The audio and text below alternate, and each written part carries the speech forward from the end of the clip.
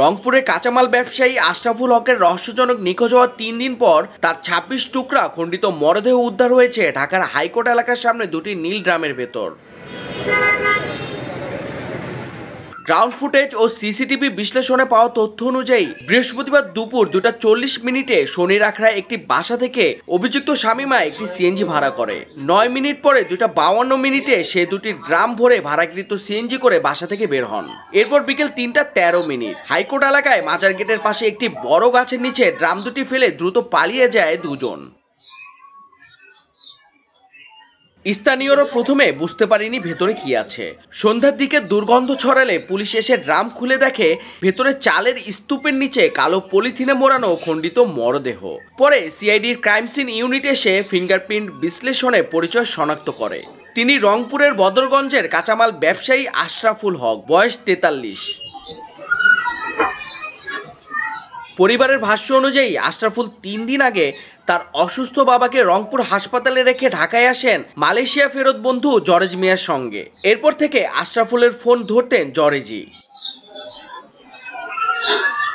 বৃহস্পতিবার দুপুরে লাকি আবার ফোন করলে জরেজ জানায় আশরাফুলের ফোন ড্রেনে পড়ে নষ্ট হয়ে গেছে। ঠিক তখনই বদরগঞ্জ থানায় এসে লাকি জানতে পারেন ঢাকার হাইকোর্ট এলাকায় পাওয়া ড্রামের খণ্ডিত লাশটি তার স্বামীর। শামীমা মালটার শরবতের সাথে ঘুমের ওষুধ খাইয়ে হালকা অচেতন করে যাতে বাইরে হতে জরেজ অন্তরঙ্গ মুহূর্তের ভিডিও ধারণ করলে আশরাফুল তা বুঝতে না পারে। পরবর্তীতে যখন একান্ত সময় কাটায় তখন জরেজ বাইরে হতে ভিডিও ধারণ করে থাকে এবং উক্ত ভিডিও আপনাদের সামনে যে মোবাইল আমরা জব্দ করেছি তাতে আমরা পাই এবং ওই অশ্লীল ভিডিওগুলো ধারণ করে সে পরবর্তীতে ব্ল্যাকমেইলিংয়ের একটা চেষ্টা করে বলে আমরা বুঝতে পারি।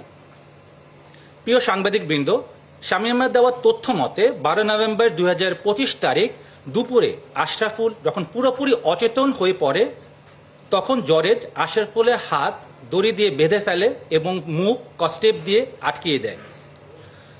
জরেজ এক পর্যায়ে অতিরিক্ত ইয়াবা সেবন করে উত্তেজিত হয়ে অচেতন থাকা ভিকটিম আশরাফকে হাতুড়ি দিয়ে এলোপাথারি পেটাতে থাকে। তার আঘাতে এবং মুখ স্কচটেপ দিয়ে বাধা থাকায় শ্বাস না নিতে পেরে ঘটনাস্থলে ভিকটিম আশরাফুল মৃত্যুবরণ করেন।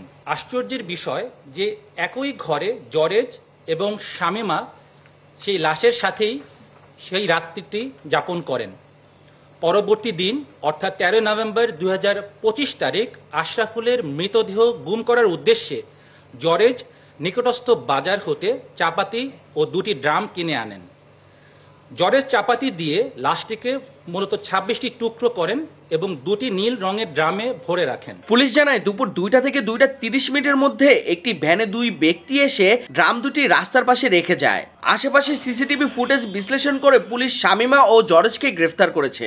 আশরাফুলের পরিবার বলছে এটি পরিকল্পিত হত্যা। তারা এই নৃশংস হত্যাকাণ্ডে দ্রুত বিচার দাবি করেছেন। খুব কষ্ট